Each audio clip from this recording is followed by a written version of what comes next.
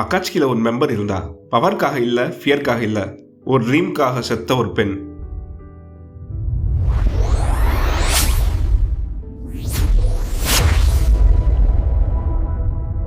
அக்காட்சின்னு சொன்னா நமக்கு ஃபர்ஸ்ட் ஞாபகம் வருது பெயின், இட்டாச்சி, ஒப்பிட்டோ.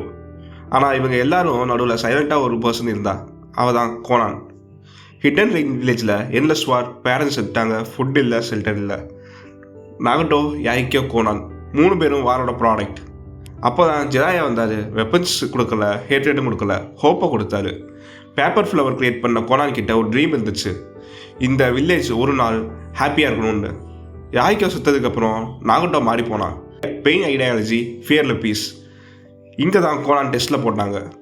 கோனான் பவருக்காக பெயினோட சைடு நிற்கலை, பிளைண்டாக லாயல்ட்டியும் இல்லை, ஆனால் நின்னது யாய்க்கோ ட்ரீம்காக.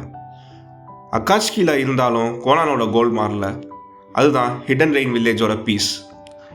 அக்காட்சிக்கு வில்லன்னு சொல்லலாம், ஆனால் கோனான் ஒரு டெரரிஸ்ட் இல்லை, அவள் ஒரு பிலீவர். ஐடியாலஜி ஃபெயில் ஆனாலும் அவள் அபேண்டன் பண்ணல. பெயின் செட்டதுக்கப்புறம் கோனான் ஒபிடோவை ஃபேஸ் பண்ணா. பவர் டிஃப்ரென்ஸ் தெரிஞ்சதும் அவள் நிற்கலை. பிகாஸ் இது ஃபைட் இல்லை, இது ஒரு ரெசிஸ்டன்ஸ். அது அவளுக்கு நல்லாவே தெரிஞ்சிச்சு. கோனான் ஜெயிக்கலை, அதே நேரத்தில் அவள் செல் அவுட்டும் ஆகலை. அதுதான் அக்காட்சியில் ரேராக இருந்த ஒரு விஷயம். அக்காட்சியில் பல பேர் இருந்தாங்க பெயினோட சைடில், கோனான் மட்டும்தான் ட்ரீமோட சைடில் இருந்தா.